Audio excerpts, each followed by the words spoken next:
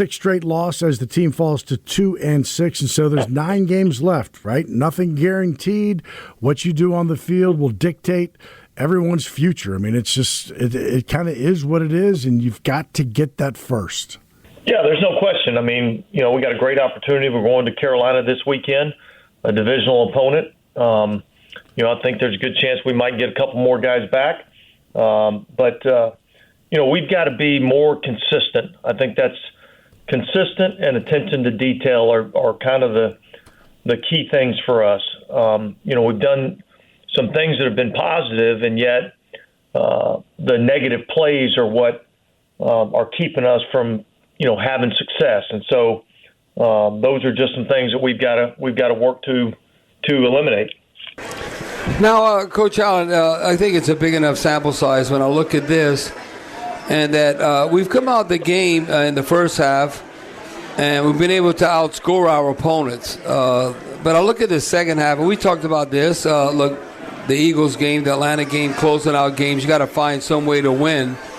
But it's almost 2-1. We've been outscored right at 2-1, I want to say, in that third quarter when you make halftime adjustments. But the third and fourth quarter has not been so kind to us as far as scoring. You always look at scoring offense and then obviously scoring defense.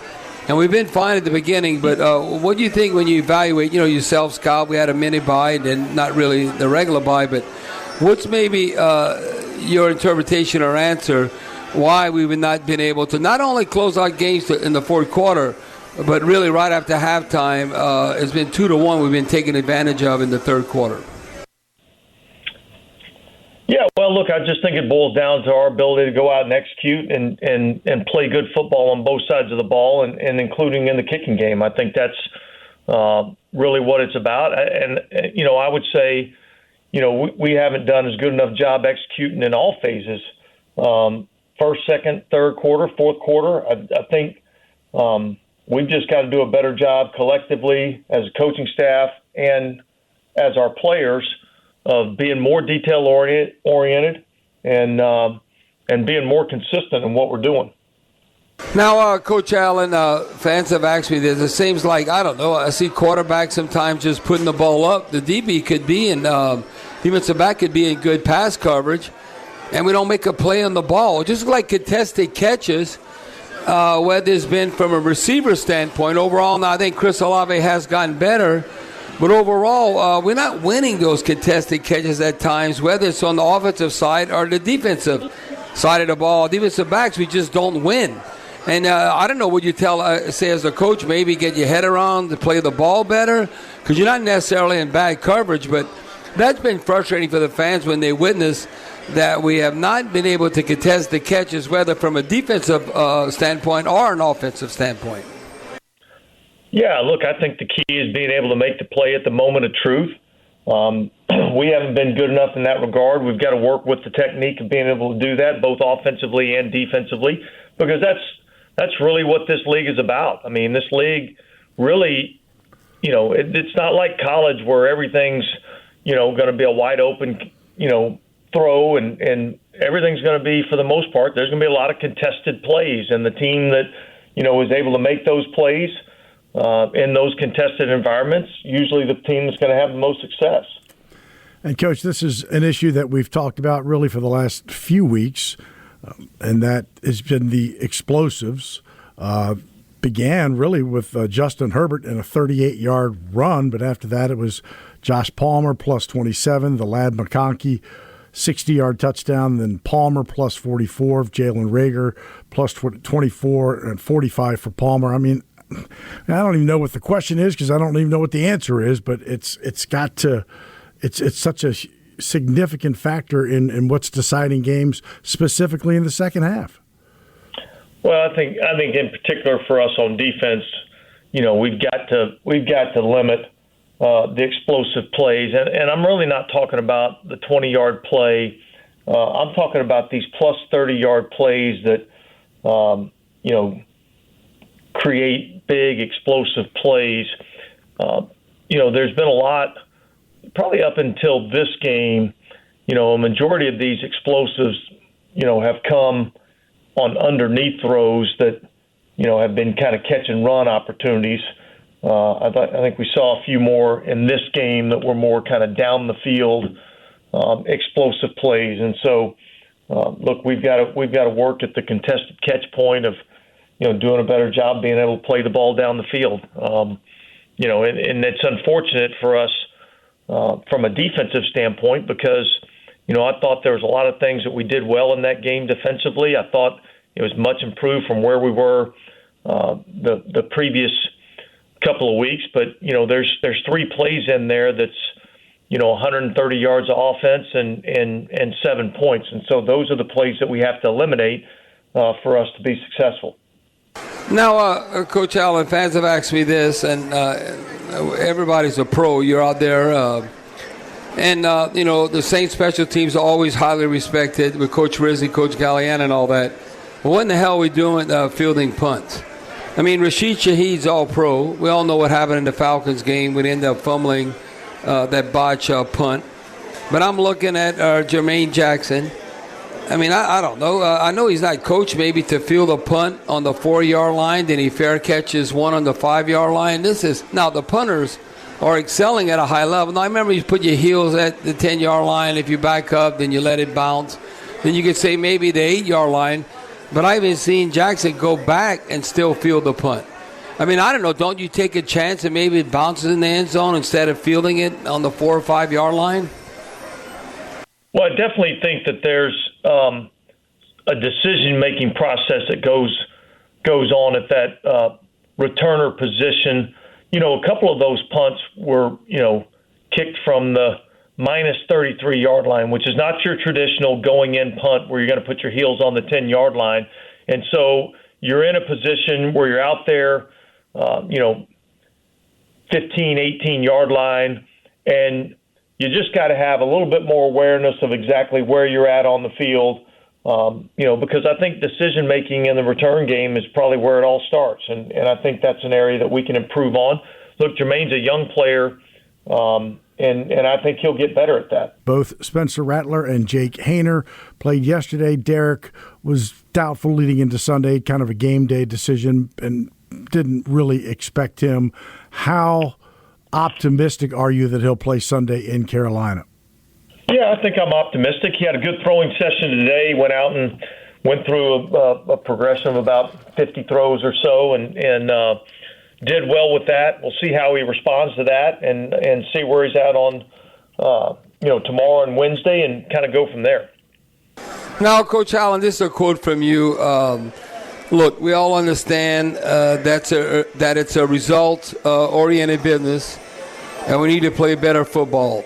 But isn't it, bottom line, when you say we need to play better football, isn't it bottom line is wins and losses? We got to win. I mean, I think you know that because it is a results-oriented business. It's not PE class; it's the pros. I mean, either you're winning or losing. How do you approach that and get the players motivated going forward? Yeah, well, I think it's just that. I think you got to focus on the things that keep you from winning and accentuate the positive things and get better at those things and then improve the things you're not doing as well. I don't think we look at things the same way that maybe people outside our building do. In terms of this, Bobby, I think we're not focused on looking in the rearview mirror at what happened in the past. We're really focused on what are the things we can control, what are the things we can change, and that starts this week with going to Carolina and getting a win. Now, Coach Allen, fans have asked me this, and maybe you might have a better answer. And I said, I don't know. I think we got some good, very good players, but do we have any great or elite young players? And I'm talking about, look, Cam Jordan got a lot of skins in the ball. Demario Davis, I look at Alvin Kamara. I'm talking about 26 and under. Who's truly, would you say, is elite or a great young player? Like Brian Brzee, okay, he can rush the passer, not so much against the run. Who would you classify maybe as a great young player? Would it be Eric McCoy? I mean, I don't know. That list is short when I look at the Saints roster. Yeah, look, I think we have some good young players. I don't know that we have any great young players, or at least we're not in that position yet. I think we've still got some young guys that, are developing that we hope can continue to get better and improve. But yeah, I think that's a valid question and a fair question. And I think you can win a lot of games with a lot of good players. You don't have to have a ton of what people might consider a great players. You need tough, smart, competitive football players that play the game, the right way. And I do think we have some of those guys, and then some of these other young guys like rookies and second-year players we're finding out about. All right, now, Coach. Also, where we at right now? The trade deadline. My understanding, didn't they extend it until November? Kind of a week more than it's been in the past. But are we in a buy or sell mode? Because a lot of fans. Okay, and you always looking towards the future. Can you better your ball club? And highly profile skilled players. Whether it be like the Chiefs or the Bills, and look at that player, like a Hopkins and all that. Right now on the trade deadline, are we in a buy or sell mode, or is that something that Mickey's more involved with that, or do y'all have conversations about that? Considering, you're in the season, but the trade deadlines is right upon us. Yeah, well, we certainly communicate a lot in terms of personnel. But he handles most of that behind the scenes, and then when something gets of any significance, then he'll keep me up to date on what's going on with that. I would say, look, we're in the mode of. Well, I certainly don't think we're in the sell mode. We're not looking to get rid of players. We're looking to improve as a football team, and if there's ways that we can do that, then we'll do that. So we have not been actively going out and shopping any of our guys. That's not our intention. So a different Carolina Panther team than you faced in Week 1 with Andy Dalton, and kind of they've struggled. Did get the one win, but they've lost to Denver last week. What do you see of this team now that maybe what you watched of them prior to Week 1? Prepare for both quarterbacks. I see a lot of similarities. I thought Andy did a good job while he was in there. Obviously, they went back with Bryce this past week with Andy having the thumb injury due to the car accident. So I think we just got to kind of wait and see. What they, how they play the quarterback position. I think the one thing that they've, been able to do really well, probably not as well last week against Denver, but in previous weeks, I think they've run the ball, pretty well. I think their offensive line is playing well up front, and so it'll be interesting to see, what they do at the quarterback position and how that changes what they want to do offensively. Coach Allen, coaches I know and even players, while you love these sustained drives, and I don't know, it was I thought I was watching the World Series. The score was 3-2, and then we gave up that 15-play, 90-yard drive for 8 minutes, and then it's 9-2 because they missed the extra point. And the question I have for you, and that I look with, we kind of shot ourselves in the foot when you're trying to have sustained drives. How do you address the team when you have too many drives that all of a sudden we're behind the 8 ball because whether it be penalties, or I don't know, the quarterback hit you in the hand, how about you catch the ball? I would like that. And then just it was one thing after the other, and I'm just looking. It wasn't, usually I would say 9 penalties or more 100 yards. That's like giving up a touchdown. Now we had 7 for 66, but it seemed like it was 9 for 100 yards. Do you address the team? And come on, you got to be a pro and be more disciplined. Is it a concentration factor as far as whether it's a snap count or just looking the ball in? Because I don't know, at times in significant situations we have way too many drops. Yeah, I think we had 5 drops in the game, and some of those came on critical third down situations where you got a chance to keep drives alive. And so certainly we have to be better in that area. Look, Bobby, you said it. The penalties were, 7 for whatever it was, 77 yards or whatever. But it's not just the penalty that hurt us. It's the gains that we had on the plays that hurt us. We had a couple of holding penalties, which, go down as a 10-yard penalty, but they were really, 25-yard penalties when you take into account the yards negated as well as the penalty yards. So, look, that was part of our discussion today. It's part of, the fundamentals of blocking. We've got to do a better job of that. We got to be able to get our hands inside. We got to do a better job of moving our feet. Like, there's fundamental things that we have to improve on because that's usually when post-snap penalties generally occur with poor fundamentals or poor technique. Pre-snap penalties occur with poor attention to detail, poor focus. That wasn't our problem in this game. It was the post-snap penalties that really hurt us. Now, Coach Allen, when you talk about it, and we kind of do running back by committee, even though Alvin Kamara, I look at him, and now he did have a couple of those drop passes, but you look at 122 total yards from scrimmage. He had 10 carries. Now, we only ran the ball 21 times. I know we'd like to probably be high 20s or low 30s, but average 5.5 yards a run. But the question I have for you now, it seems like back-to-back games, Kendra Miller, now, are you healthy? I don't know, but I look, he would have had 6 carries for 36 yards the previous week against Denver, and then he had 3 carries, 16 yards, 5.3 yard average. It seems like he might be, warranted more touches, but what is his status? Is it like a high-performance car? I don't know. Is he available? We got to change the spark plug, and to relieve, and not only Kamara, but even Taysom Hill. So how do y'all view Kendra Miller going forward and utilizing him in the rushing game? Well, listen, I think we've always viewed him as a dynamic asset in terms of being able to run the football. I think he also showed that on the kickoff return with a 40-yard return. He's powerful, he's strong, he's got good vision, he's got really good, balance, good feet. I think he's an excellent player in that regard.